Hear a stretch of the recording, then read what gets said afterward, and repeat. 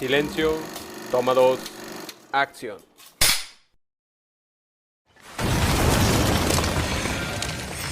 A message from the foreman. 1 hour to press. You're fired. Really? Don't cry in my office.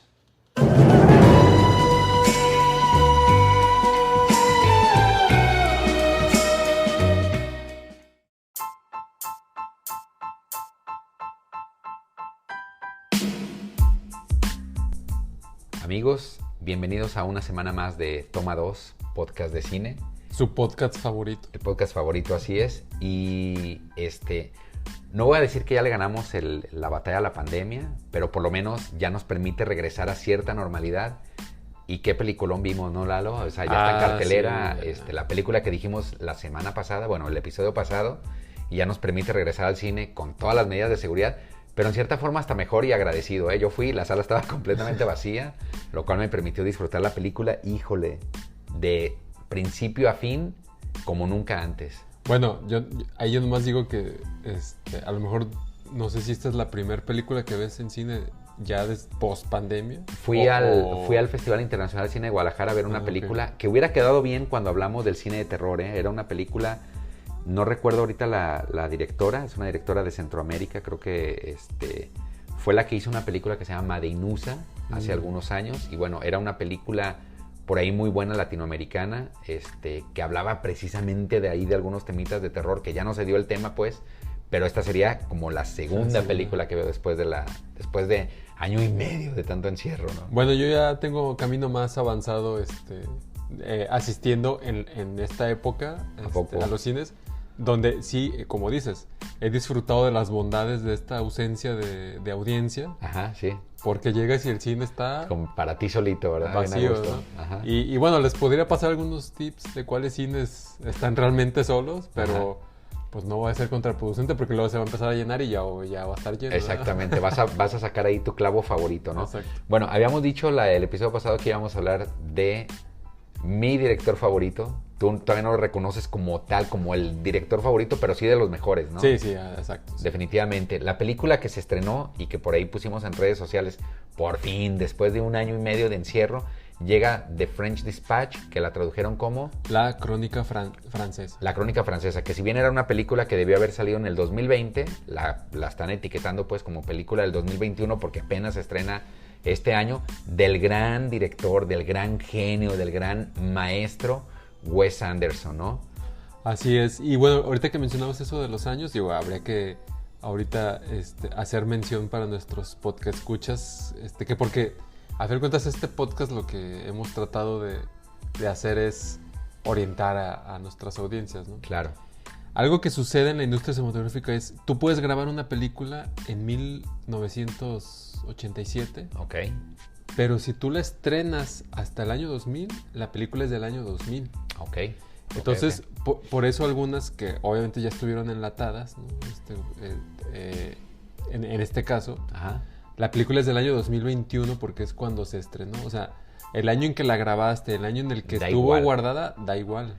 ¿Qué tal ahorita me estoy acordando, por ejemplo, de Boyhood? ¿Cómo se llama? ¿Quién es este director? Sí, la de... es Richard Linklater, exactamente, que duró creo que 13 años grabando la película, ¿no? Entonces la empezó a grabar, no sé, voy a inventar, ¿no? En el 2000, se estrena en el 2013 porque duró literal 13 años grabando la película. Estaría bueno algún día traerla aquí para analizarla. Sí. Entonces es película del año en el que se estrena, ¿verdad? Así es. Entonces, bueno, esta Crónica película... Francesa. Crónica Francesa. Wes Anderson, que si bien es cierto, para los que son amantes del cine artístico, del cine de autor, del cine de original, es de los grandes, ¿no? ¿De qué va esta película?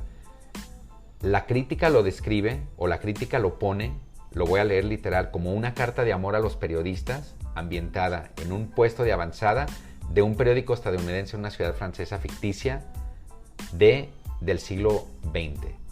Entonces, ¿por qué le llaman como una carta de amor a los periodistas? Porque trata precisamente de cuando los medios impresos eran los que rifaban para transmitir comunicación. esta película está, por así decirlo, obviamente es un periódico ficticio, bueno, que ni siquiera es periódico, es un semanario ficticio en una ciudad francesa ficticia, donde se publican 3 crónicas, por eso le llaman la crónica francesa, y este periódico está dirigido por un Arthur Howitzer, que está interpretado por el fenomenal, con el siempre garantizado Bill Murray, y él dice, ¿sabes qué? Cuando suceda X evento, que no lo vamos a decir aquí en el podcast porque pues, sería algo de spoiler, vamos a cerrar la publicación, y la vamos a cerrar con las 3 mejores crónicas que hubo en la historia, ¿no? Y a partir de ahí nos las vamos a aventar. Entonces, ¿de qué va la película? Son 3 historias. La primera, o sea, cabe hacer mención de que la película, si bien no está inspirada en hechos reales, sí está inspirada, Lalo, en 3 notas periodísticas que surgieron, para los que son muy amantes de la noticia, en un semanario de Nueva York muy famosísimo. De hecho, creo que es el más famoso, que se llama The New Yorker, ¿sí? Entonces, Wes Anderson rinde tributo a este semanario que se llama The New Yorker, y repito, no está inspirada en hechos reales, pero sí está inspirada en 3 publicaciones reales. De hecho, ahí el punto sería que también está inspirado inclusive en posiblemente el tipo de perfil de esos autores reales. Ajá. De tal manera, digo, ahorita que empiezas a escribir cada una de las crónicas, es que el estilo que vemos, por ejemplo, en el primero, Ajá, está influenciado en realmente un autor que así escribía en este de New Yorker, ¿no? sí, Entonces, que es donde viene la parte de genialidad de Wes Anderson, ¿no? Como que respeta, y él tiene como todo este panorama, que yo te lo decía antes de grabar el episodio, Lalo. Yo estoy agradecidísimo con este proyecto que hizo Wes Anderson. ¿Por qué? Porque en realidad estamos viendo no una película general, sino estamos viendo 3 cortometrajes de Wes Anderson. Entonces estamos viendo al 3x1, ¿no? Fui, pagué mi boleto del cine y en realidad estoy viendo 3 cortometrajes de Wes Anderson con estilos y narrativas completamente diferentes. Y de las primeras cosas que se agradecen es del gran elenco que tiene, ¿no? Sí. O sea, pareciera que, bueno, Wes Anderson hasta ahorita lo que ha tenido son 7 nominaciones al Oscar. No es un director que sea reconocido por sus grandes premios, pero sí es reconocido por la gran trayectoria, ¿no? A pesar de que no ha tenido un gran premio, por ahí un BAFTA, que por ahí lo tuvo creado con el Gran Hotel Budapest como mejor guión, pero no es un autor como de gran reconocimiento y de gran renombre. Sin embargo, digo, el elenco que se agarra está brutal, ¿no? Y va, ¿de qué? Bueno, ya dijimos que Bill Murray, que interpreta este papel de Arthur Howitzer, está como al frente de este semanario, de esta crónica.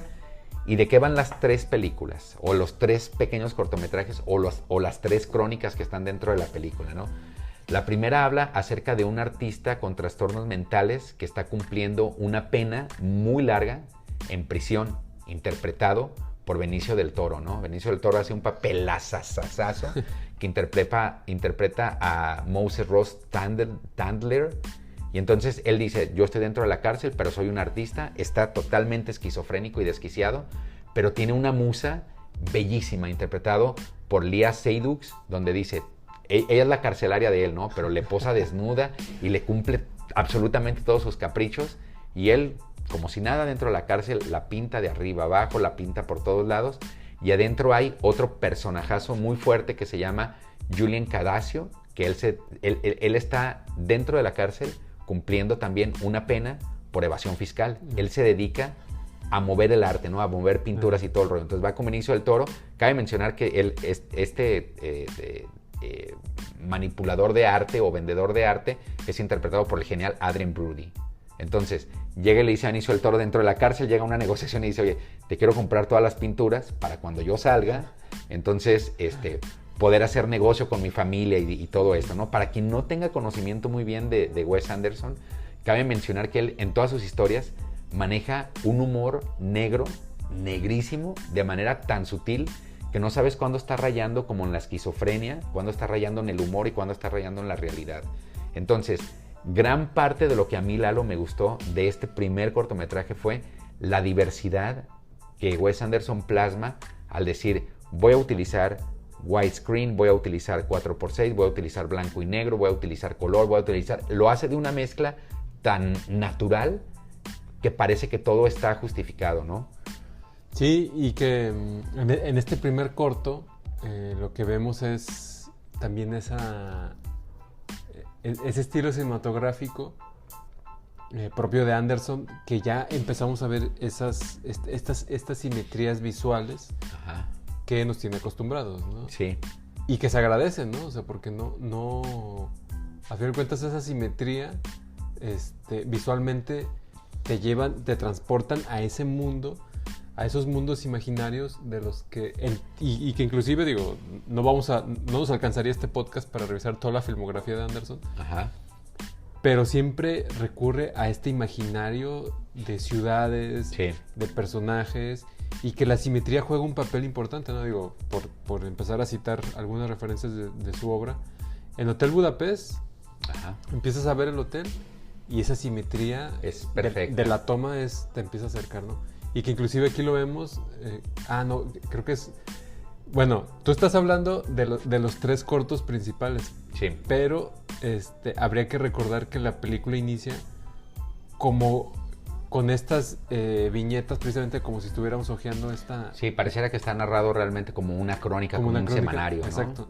Y que inclusive hay un pequeño cortito, que es el que protagoniza Owen Wilson, que se Genial, llama como siempre, ¿no? Crónica Wilson. de una ciudad. Ok. Entonces es como cómo amanece la ciudad y está así todo calmado y empieza a salir el sol y luego ya empieza a salir el panadero, los clientes, un perrito que sale ahí, etcétera. Sí.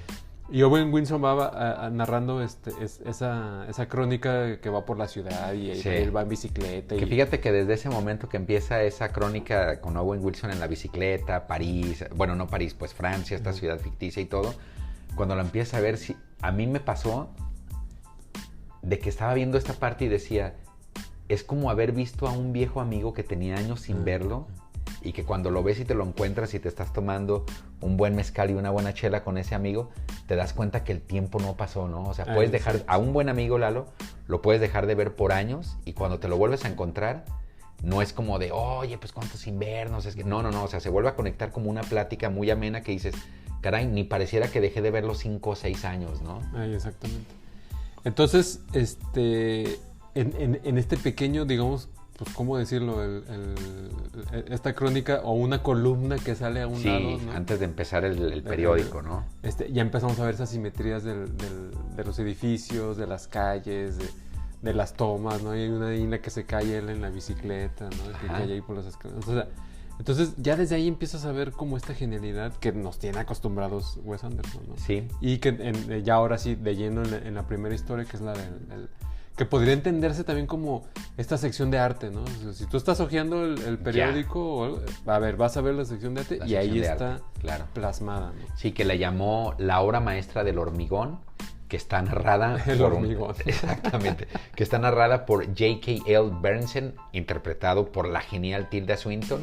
Y entonces esto estuvo, nada más como dato histórico, estuvo narrado o estuvo inspirado en una publicación real de Julián Cadazo que se llama Los días de Louvain, que realmente se apareció en el New Yorker muchos años atrás, ¿no?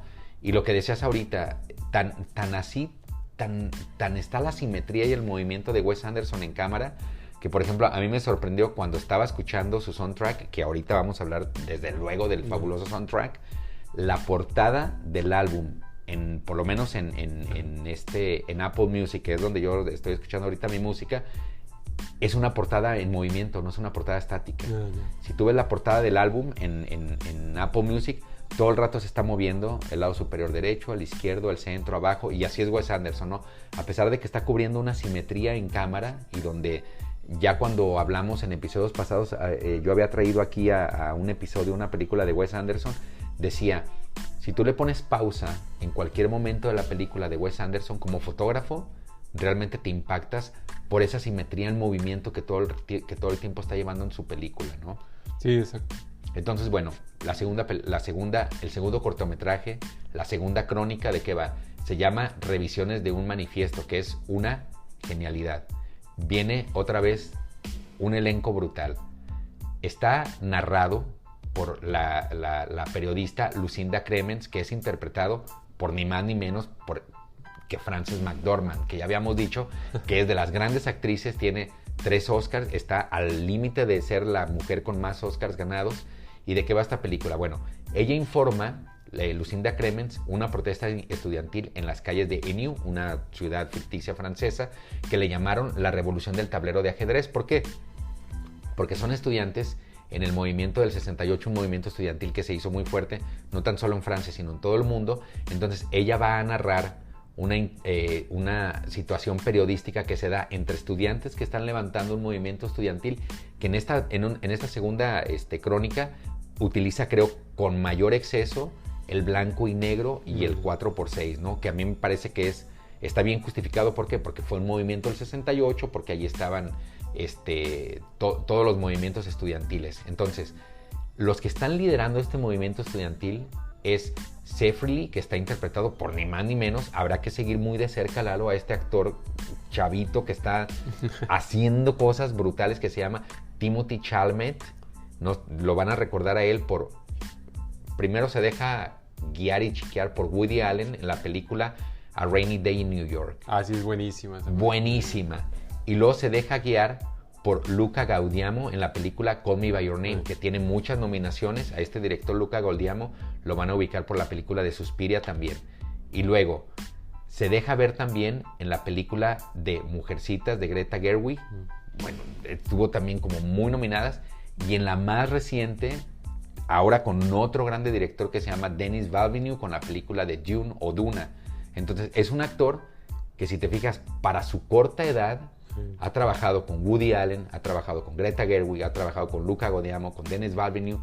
O sea, yo creo que este cuate sí, en realidad va para grande, ¿no? Pero bueno, regresando al cortometraje de él, entre él, que es Cifrelli, y Juliette, que es su contraparte femenina, están liderando este movimiento estudiantil, el cual lo van a descifrar con una partida de ajedrez entre estudiantes y la policía, ¿no? O sea, fue una cosa loquísima en la que están como con micrófonos hablando ahí como de cuartel a cuartel, y así de caballo se mueve a la ficha E2, y, o sea, cosillas así medias raras, que para mí fue de las más divertidas que hay. ¿Por qué? Porque nuevamente, ya hemos hablado en episodios anteriores, cuando un cortometraje, cuando una película está liderado por adolescentes que tienen una trayectoria, bueno, excepto Timothée Chalamet, que ya trae una trayectoria muy buena, es de agradecerse porque traen esa frescura para actuar, traen esa nueva vibra para actuar, y no se siente tan pesado, sino se vive realmente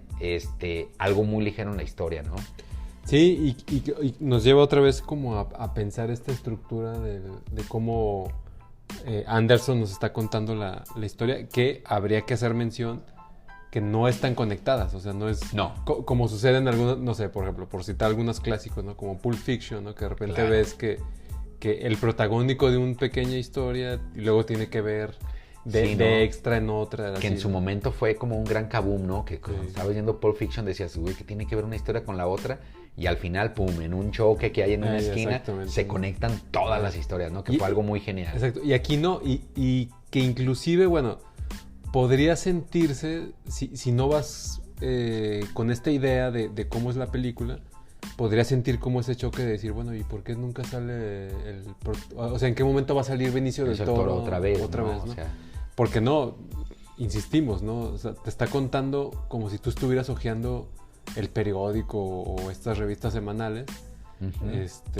donde pues si estás leyendo la sección de arte, pues no tiene nada que ver con la sección de tal noticia, cual, ¿no? Tal cual como lo acabas de decir. Empieza con Owen Wilson haciendo una crónica de un amanecer ahí en Francia, que tú lo consideras como una columna, y luego se va directamente a la sección de arte de Benicio del Toro, es un gran artista, y ahora brinca probablemente a la sección de política, donde está este movimiento estudiantil. También, como dato histórico, cabría mencionar que, bueno, esta historia está inspirada en un artículo de Maurice Galland que se llamó Los eventos de mayo, un cuaderno de París, que fue exactamente por las protestas de la ocupación estudiantil de mayo de 1968, ¿no? Entonces, son historias reales, vuelvo a lo mismo, que Wes Anderson rescata y las trae al cine, pero él con su toque de humor y su genialidad y todo lo que conlleva, ¿no? Sí, y que bueno, aunque la película va en ese camino de esta revista semanal o el French Dispatch,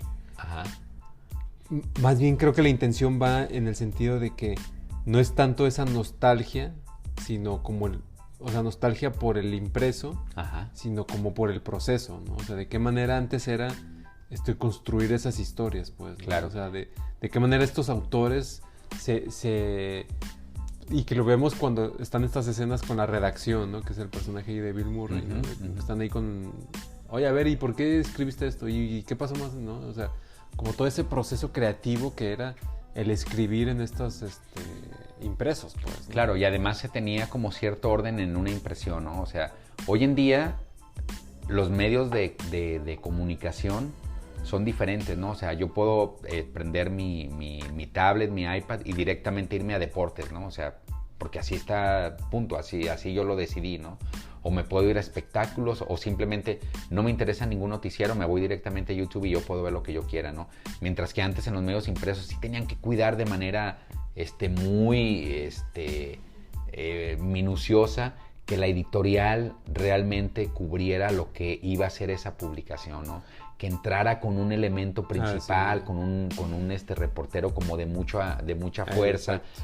Y todo el hilo conductor que te iba a llevar esta revista para que pudiera ser atractivo para las audiencias, ¿no? Cosa que actualmente no se da, ¿no? Y que inclusive yo creo que va a volver a cambiar, o ya está cambiando, pues precisamente otra vez con la pandemia, ¿no? Porque algo que vemos en la película es como todos se juntan en la oficina del director a ver temas. Inclusive inicialmente cuando está, digamos que la estructura de lo que vamos a ver, ¿no? Que están por publicar el último número y que está inclusive el chiquillo que anda ahí de ayudante, ¿no? De que va y le lleva el IBM, ¿verdad? El IBM, y luego que en ese rato lo despide, ¿no? Ah, sí, claro. Que inclusive ya tiene un letrero ahí tiene un arriba. letrero así de, y no llores, ¿no? Y el letrero ahí arriba de, favor de no llorar, ¿no? Exacto, o sea, también de qué manera esa forma de estar en esa oficina, de ahí llevar los reportes, los escritos, los mismos autores ahí en la oficina del director editorial. Ajá. Pues creo que hoy también ya está cambiando, porque digo, yo veo en algunos noticieros, a lo mejor ahorita ya se está todo normalizando, ¿no? Pero también, ¿no? O sea, era... O qué tanto va a volver a... Cada quien ahora desde su casa, desde su dispositivo, construye la nota periodística, manda el archivo, ¿no? Por la nube, ¿no? Entonces, quizás digo, igual ahorita para cerrar el tema, ya que lleguemos ahí, como poder hablar de cómo está cambiando esto, ¿no? O sea, definitivamente, sin darnos cuenta, estamos viviendo en realidad una revolución, ¿no? Muchos le llaman la revolución tecnológica y hay un cambio de paradigma en todo. O sea, no nos hemos detenido a analizar qué es lo que está sucediendo, pero si te fijas, a raíz del año 2000, cuando se integra el internet y todo esto, modificamos nuestra forma de hacer compras. Hoy en día las compras en línea es de lo más normal, o sea, y no nos dimos cuenta. Y en lo que menos acordamos ya todo el mundo trae en su cuenta de Amazon, de Mercado Libre, etc. La forma en cómo nos estamos educando, ¿no? Las clases en línea empezaron como una opción y ahorita es obligatorio por la mendiga pandemia, pero toda esta forma de interactuar entre humanos se va dando como en una virtualidad ahí como muy rara y los medios de comunicación no son la excepción, ¿no? Y de ahí que esta nostalgia de Anderson, pues sí podría ser como remarcar cómo era antes, ¿no? Sí. Y que la película pues juega con esas dos cosas, ¿no? La nostalgia de periodística y editorial y creativa, etcétera. Ajá. Pero luego está esta parte de Anderson, ¿no? O sea que es los colores, la música, el nivel actoral, o sea... porque pareciera que pudiera ser como una controversia, ¿no? Que por un lado Wes Anderson te está diciendo qué padre eran los medios impresos de comunicación y cómo los extrañamos, pero él mismo con su forma de narrativa en el cine, con tanto movimiento, con tantos colores, con tanto ritmo desenfrenado, los guiones de Anderson son una locura real. Te das cuenta entonces que sí extraña los medios impresos, pero él es un promotor de la modernidad en las formas de comunicarse por medio del cine, ¿no? Y entonces, bueno, la última película, pareciera que también la película va como increciendo, ¿no? El último corto, más bien. Exactamente, el último corto. O la última crónica, mejor. Sí, lo dejamos en la última crónica, vamos a cerrar con ¿qué será? Como sociedad, ¿no? No sé si llamarle sociedad o policíaca incluso. ¿Por qué? Le llamó Wes Anderson el comedor privado del comisionado de policía y entonces está narrado por Jeffrey Wright, ¿no? Entonces, bueno, ¿de qué va? Robert Wright, que es el director de la policía, tiene una cena privada en esta misma ciudad ficticia que se llama Eniu, preparado, bueno, por un teniente que se llama Nescafier, que es un chef súper bueno, ¿no? Parece que es como de origen oriental, porque por ahí tiene unos rasgos orientales. Que inclusive fonéticamente cuando estás viendo parece que dice Nescafé. Exactamente, ¿no? Pero exactamente. es Nescafier. Es Nescafier, exactamente. Y están teniendo una cena y bueno, este es un gran policía, ¿no? Este Nescafier, y aparte, lo que tiene de buen policía lo tiene de buen chef, y está preparando una cena súper buena para el jefe comisionado de la policía, donde está todo súper bonito, y pum, se raptan al hijo, se lo llevan en lo que menos se acuerdan, y nada más ni nada menos se lo raptan, no hay un nombre del personaje, simplemente llega Edward Norton, agarra al hijo, se lo lleva y se lo roba, y a partir de ahí pareciera entonces que todo empieza, ahora sí en un mundo West anderseniano, por llamarlo de alguna forma, porque empieza ahora sí una explosión ya para el cierre de la película de colores, de sonidos a un ritmo desenfrenado, incluso una animación termina en una animación súper bonita con unos colores intensos como suele ser Wes Anderson. ¿Y de qué va el cierre de esta película y de este cortometraje? En que Nescafier, que es un gran policía, va y le piden, tienes que rescatar a mi hijo, y es una persecución genial, Lalo.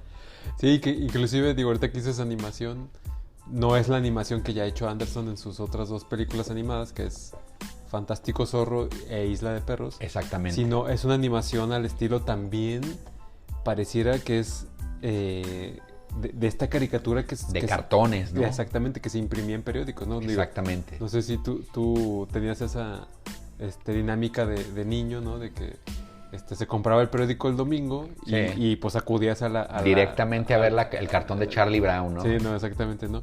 Y que inclusive, digo, es curioso que lo menciones ahorita, pero ese mismo estilo de comicidad y de forma de que veíamos esa caricatura de Charlie Brown, pues está impregnado en la película, ¿no? O sea, como muy, muy característico de esa forma. Ajá. Y yo veo en este último corto también otra lectura que es como si también Anderson le rindiera, y esperemos que algún día lo haga, esta forma también a retratar la comida, porque si bien no es el tema principal, digo, la crónica es de un chef, pues, ¿no? Sí.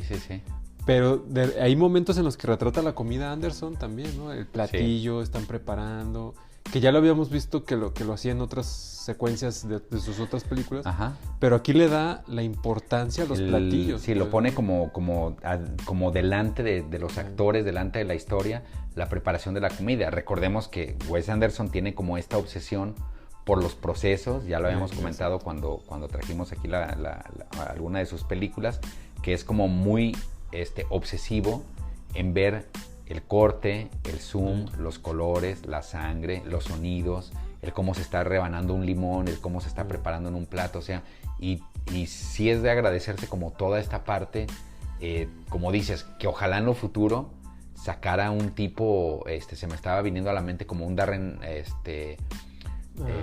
Aronofsky, que también durante algunas películas era muy obsesivo como de los procesos rápidos, cortos sonidos, pupilas dilatadas, etcétera. Y Wes Anderson lo tiene, pero en otro ritmo como más desenfrenado y más bonito desde mi punto de vista. Sí, y que inclusive, digo, aquí el Festival de Cine de Guadalajara ya tiene una sección culinaria, entonces ya sí hay digamos que una variante del cine de retratar los aspectos culinarios o el cine culinario, ¿no? Okay. Entonces, bueno, ahí ya hay un avistamiento a que Anderson trae ahí una vena culinaria, entonces, bueno, estaría chido.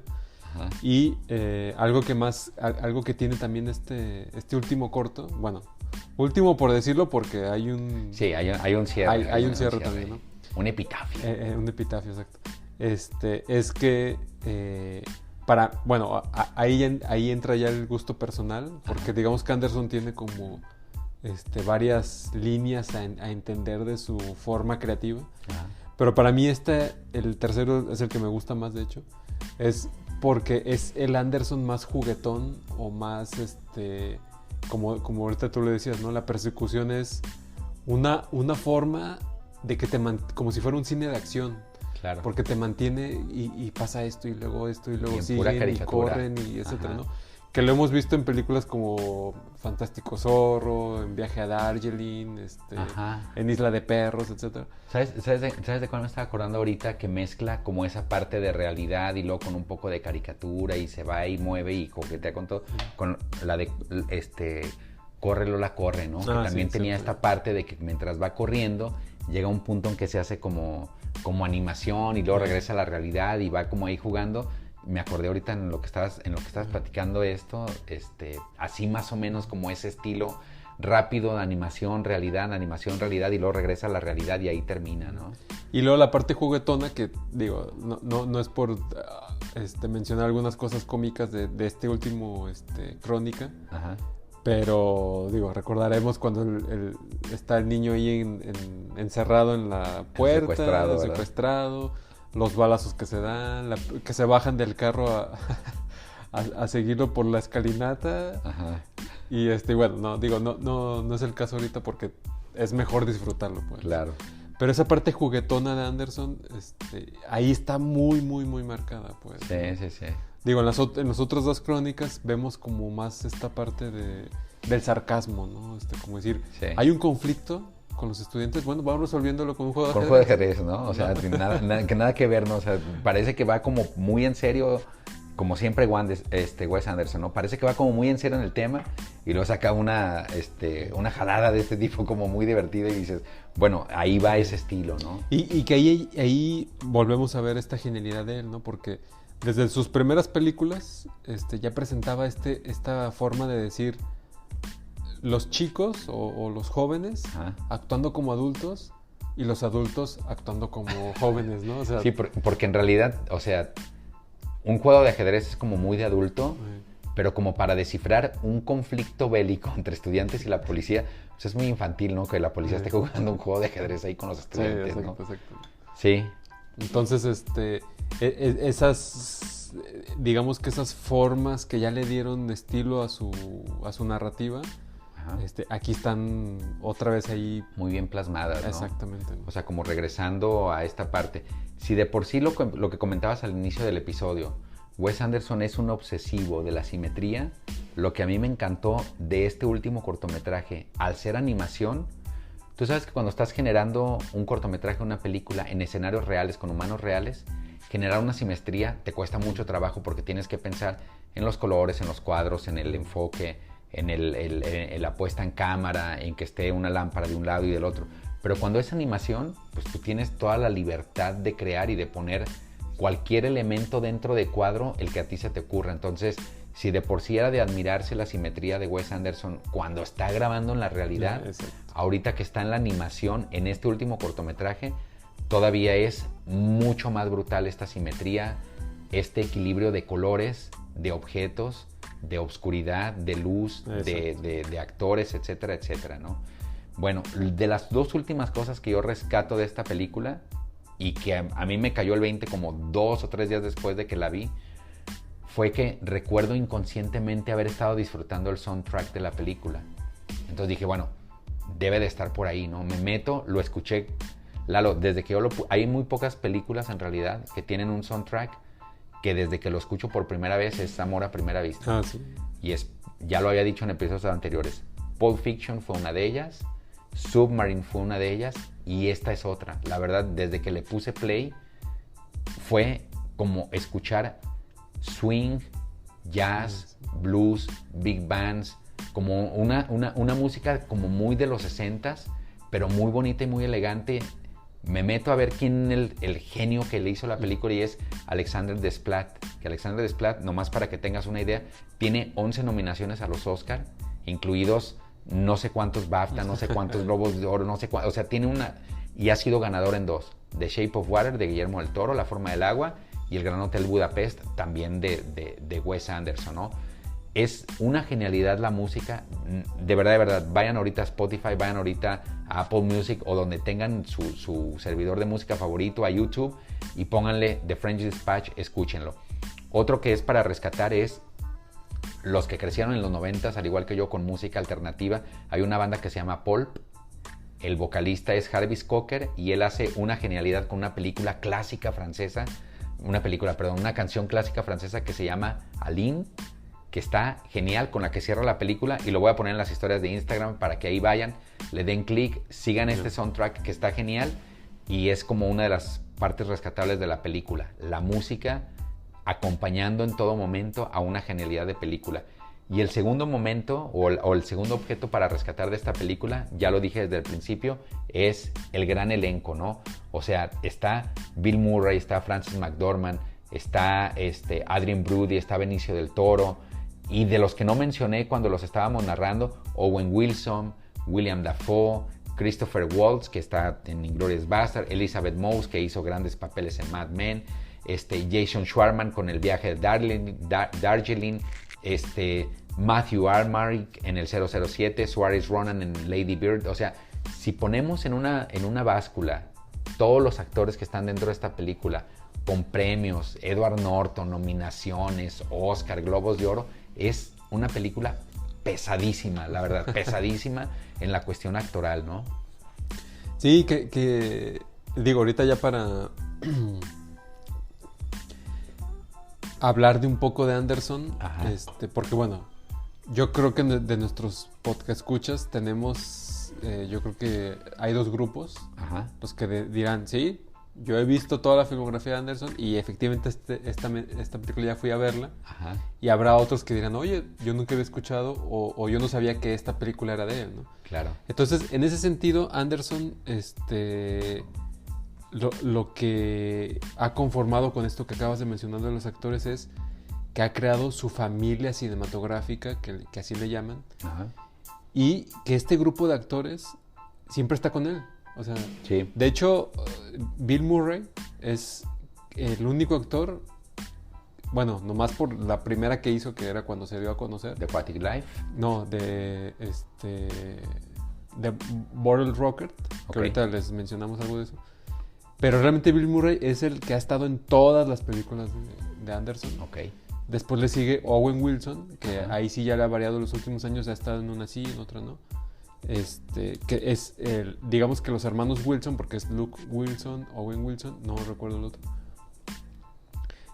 Ellos también son, digamos que ellos dos son los que más han estado en el cine de Anderson, pero porque ha conformado esta familia cinematográfica de la gente que quiere estar trabajando con él, ¿no? Y obviamente en cada película, o conforme fue armando su estilo cinematográfico, se le fueron sumando ahora sí que a esta familia cinematográfica, ¿no? Y ahí entran todos estos nombres que has mencionado, ¿no? Sí. Edward Norton, Adrien Brody, William Dafoe, Angelica Houston. O sea, actores que ven en este cine de él esta forma creativa y sobre todo a lo mejor a nivel actoral para ellos de ser ellos, ¿no? O sea, como poder expresar su propio arte sin las limitaciones del estilo Hollywood, ¿no? Como decir, tú no, aquí están tus palabras y tú actúa, ¿no?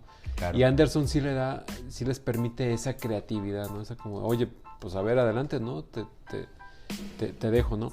Porque al final de cuentas, lo que sí queda muy claro con el cine de Anderson es que él sabe mezclar los traumas personales con ese estilo elegante de esas, de esa, digamos que esa impronta visual que ha generado en su narrativa con estos encuadres simétricos, estos travelings que hace de la cámara muy elegantes, ¿no? Sí. O sea, los ves muy sutiles, ¿no? Esta estética siempre vintage, ¿no? O sea, la película que menciones de su filmografía tiene este estilo no contemporáneo, sino a referencia a otra época y digamos que a otro momento, a una ciudad que ni siquiera existe, pero que nos hace esa sensación de creer que existe esa ciudad. Pues, claro, ¿no? claro. O sea, por ejemplo, en Francia, en esta nueva película, dices, pues sí, es una ciudad francesa.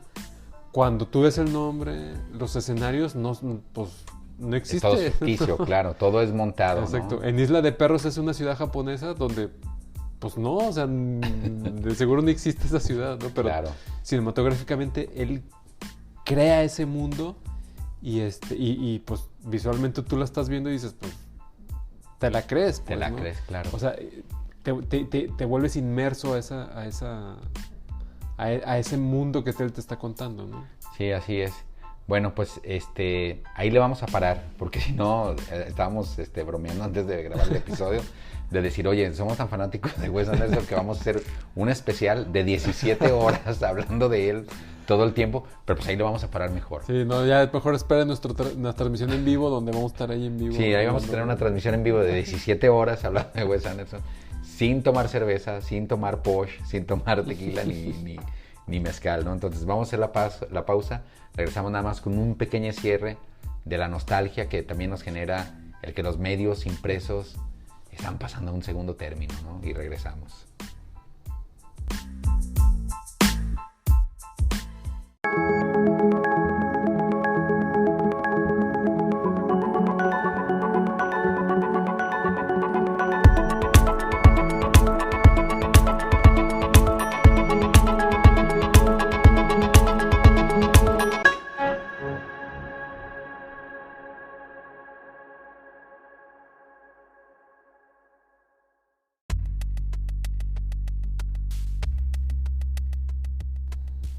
Fíjate que después de ver la película, Lalo, a mí sí, tal como dice la intro, ¿no? Que es como una carta de amor a los medios impresos.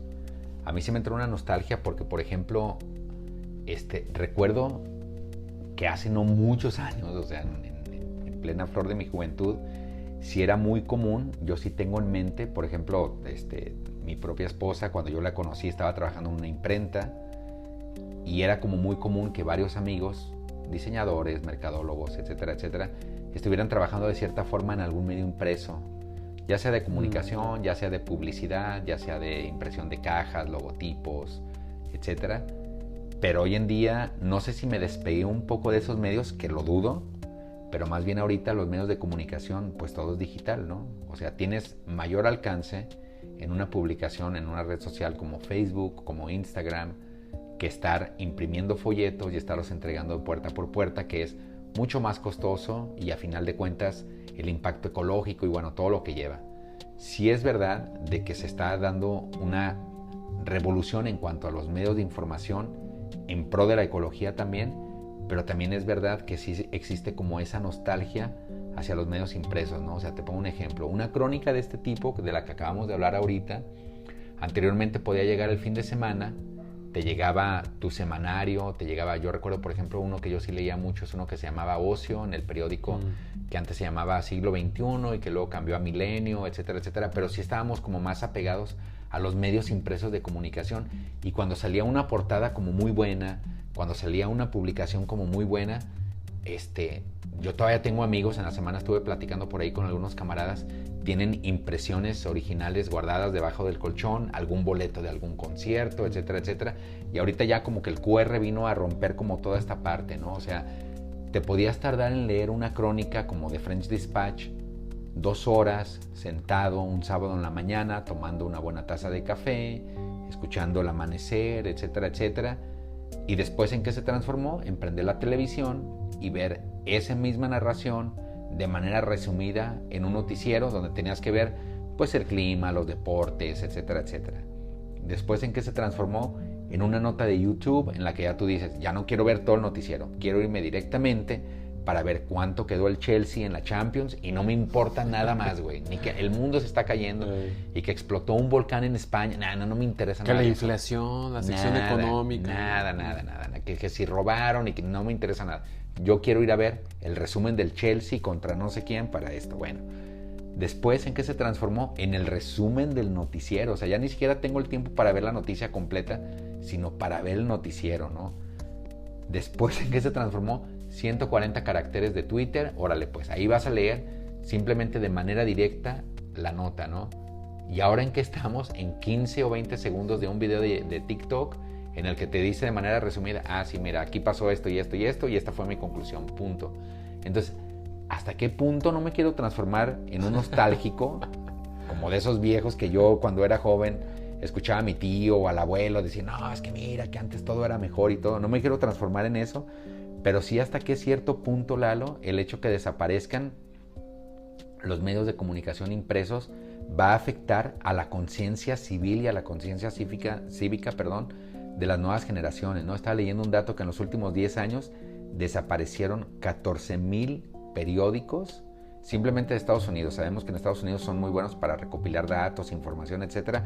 No encontré el dato de México, pero anteriormente con un medio impreso, pues tenías que leer todas las noticias porque decías, bueno, pues ya estoy aquí en el baño encerrado con este periódico, leo algo, ¿no? Actualmente agarras la tablet y puedes omitir todas las informaciones, todas las publicaciones, todas las noticias e irte directamente a lo que a ti te gusta nada más, y entonces nos vamos a transformar, desde mi punto de vista, en una sociedad muy especializada en la noticia que estoy buscando, pero eso a mediano plazo yo creo que sí nos va a traer más problemas que beneficios, ¿no? Sí, y bueno, ahorita me lleva a la reflexión todo el tema en el sentido de que, pues a lo mejor todo se está trasladando a lo digital, ¿no? Y a lo mejor es el cambio que estamos viendo como sociedad o como generación. Yo creo que más que sociedad, a lo mejor sí es como generación. Sí. Porque, y lo vemos con nuestros papás o nuestros abuelos, ¿no? Uh-huh. O sea, para ellos todavía es más chocante en el sentido de que ellos crecieron oyendo la radio, ¿no? Sí. Pero oír la radio era, le prendo aquí al aparato, sintonizo, hasta levanto la antenita para escuchar. Claro, ¿no? claro. Y hoy tú llegas y le dices, mira, abuelo, aquí y en este aparatito chiquito, ¿no? Aquí te tomo una foto y escucha la radio. O sea, pues simplemente lo que estamos haciendo, ¿no? O sea, es un podcast de cine donde tú dices, a lo mejor no quiero escuchar noticias de política exterior porque ni me interesa, sino quiero escuchar un podcast de cine ya, y nos están escuchando ahorita, y les agradecemos, pues. O sea, exacto. no es una queja. Y que si alguno de estos podcasts que escuchas va y le dice a sus abuelos o a sus papás, mira, bueno, los papás no tanto, pero al abuelo sí, ¿no? Escucha este podcast a estos muchachos, ¿no? Va a decir, y ellos se graban ahí en una cabina de radio. O sea, para ellos es cualquier cosa que tenga que ver con Claro. este medio es, van a la estación de radio, ¿no? Sí, ¿no? Y hoy sabemos que cualquier usuario tiene esta libertad de los medios, ¿no? O sea, Bueno, no ningunees nuestra bella cabina de grabación, Lalo. está toda madre. Exactamente. Y no ningunees tampoco ahorita que decías, bueno, los papás a lo mejor no. O sea, yo he intentado varias veces decirle a mis papás, escuchen mi podcast, está bien bueno. Pero es que no lo entiendo, no sé dónde escucharlo. Y yo les he pasado el enlace de YouTube. No ha pegado, no ha cuajado todavía. Es que ahí es que tú tienes que configurarse en el teléfono para que les aparezca la notificación y ellos no le den clic. Bueno, sí, Pero eso es lo que voy a hacer, pero bueno. Entonces, pues sí, o sea, estamos haciendo esta transición y tan solo es un ejemplo muy sencillo, ¿no? Con todo esto es, antes salías a la calle, Sí. levantabas tu manita, hacías el índice así, Ajá. para parar un taxi, ¿no? Claro. Esa Es acción se transformó en una aplicación en tu dispositivo. Claro. Entonces, si hoy hablamos de que el periódico te sentabas en el baño a hojearlo, Ajá. y si era domingo, tú agarrabas la hojita de las caricaturas y era lo que querías ver, ¿no? Claro. Hoy, pues puede pasar lo mismo, agarras el iPad, si tienes suscripción al periódico, pues buscas allí, ¿no? Realmente la nota que buscas, ¿no? Pero más bien el problema o la transformación es esa prontitud de la información, ¿no? O sea, ese resumen de la información de que a lo mejor hoy, a lo mejor hace años durabas todo el domingo leyendo el periódico o toda la semana, por así decirlo. Y hoy en menos de un minuto ves todo en un TikTok, ¿no? Sí, aparte como que la información se transforma en obsoleta en menos tiempo, ¿no? Así es. O sea, si sucede, por ejemplo, hace un momento decía la erupción del volcán que se dio en España, ¿no? O sea, y fue una catástrofe brutal, ¿no? O el incendio ahora que tenemos la época de estiaje aquí en Guadalajara, y que los incendios de la primavera y que hay otro incendio. Si fue el incendio en la mañana, ya a las 2 de la tarde ya parece que es una noticia, súper retro, ¿no? Así de, oye, ¿te enteraste que se incendió la primavera? Ah, sí, pero desde la mañana, ¿no? O sea, sí. Pareciera que es como la información es más efímera, se va como su periodo de caducidad es más rápido. No, y inclusive, digo, muchos de los podcast escuchas nos podrán confirmar esto, de que si de repente en tu cotidianidad, ¿no? De laboral o de vida o lo que sea, no le das scroll a tu Facebook por un día o dos, Sí. o ya no digamos por medio día, Exacto. y entras y lo haces y dices, mira, resultó que en la carrera de la Fórmula 1 dijeron esto y ya pasaron 2 días, y luego lo mandas a un grupo de WhatsApp y luego alguien te pone, esa noticia ya es bien pasó hace 2 días, o sea, está súper vieja, claro. Entonces, a eso vamos, ¿no? O sea, Sí. qué ha pasado con eso, ¿no? Entonces, Exactamente. yo creo que mucho de la transición generacional, pues es lo que nos está diciendo Anderson con la película, ¿no? O sea, Sí. como que no se pierda esa forma de crear, ¿no? Esa forma artística, esa forma de narrar historias, de ver historias. Si tú, digo, hace rato mencionábamos que a lo mejor en los años 90, ¿no? Tú seguías ahí el periódico del ocio, las revistas Siglo semanales. XXI ¿no? y todo esto. Hoy, digo, y es una realidad, ¿no? Hoy todas esas están perdidas, no solo por la época, no solo por la digital, no solo por la generacional, sino por la pandemia. O sea, Ajá. la pandemia también vino digo, los que somos cinéfilos, ya hay 2 revistas de cine que había en México desde los 90 que hoy ya no están publicando, o sea, ya se acabó, o sea, y ni siquiera está el digital, ¿no? O sea, ya nomás está la página y web, ¿no? Entonces, estas revistas semanales también se perdieron, o sea, ya en esta pandemia, pues obviamente lo que implica seguir imprimiendo en papel, pues, ¿no? Claro.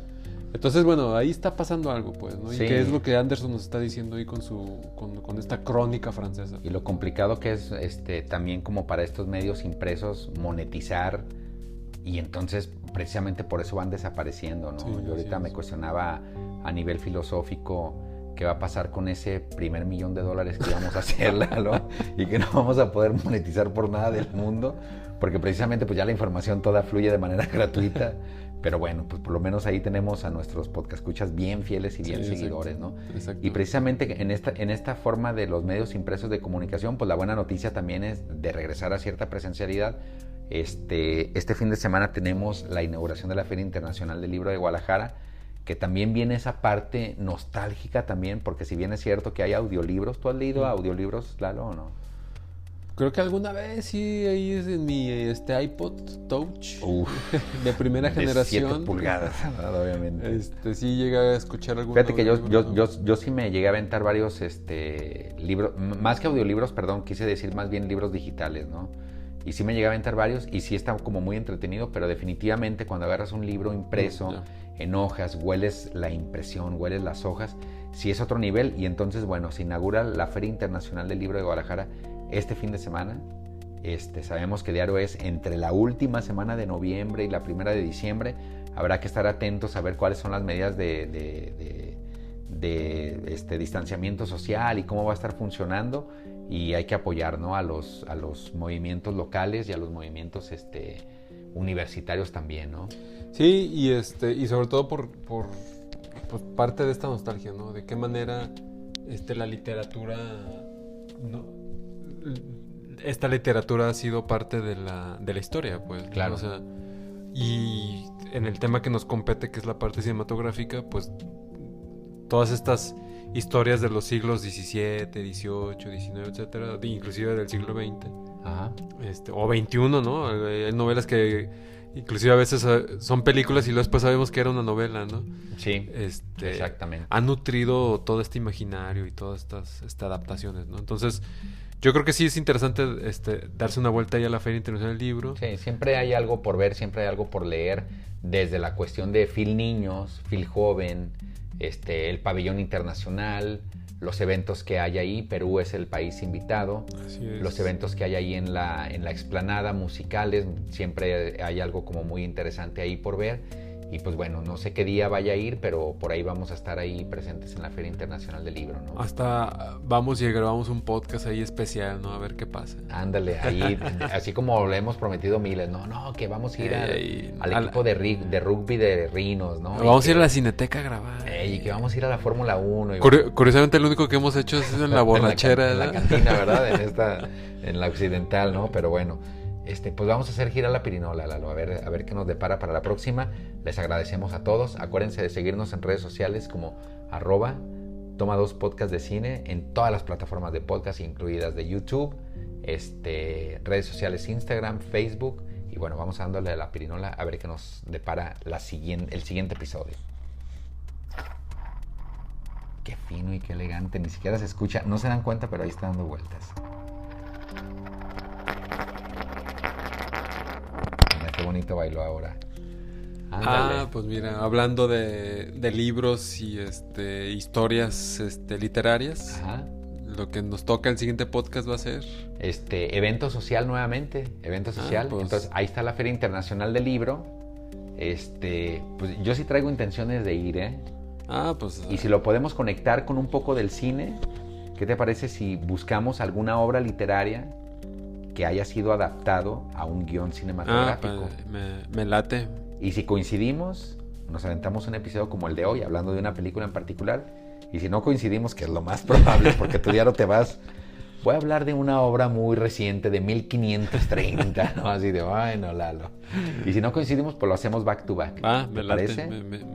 Me agrada esa idea. Ya está. Y entonces, estamos cerrando el año. No sabemos si nos queda un episodio o 2. Pues yo creo que casi ya vamos anunciando a nuestros podcast escuchas que nuestro siguiente episodio ya sería el último de este año, de esta temporada. El último de nuestra primera porque gran temporada, ¿no? como ya serán fiestas decembrinas, pues Sí.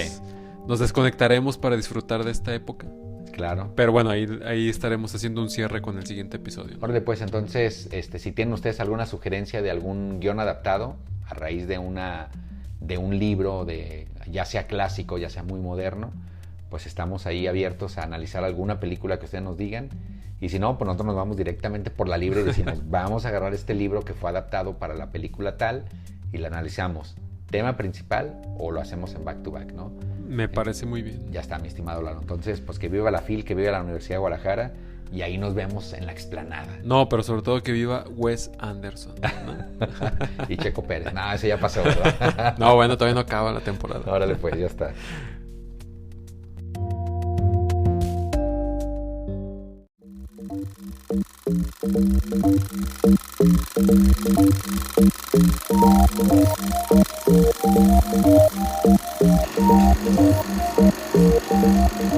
Corte.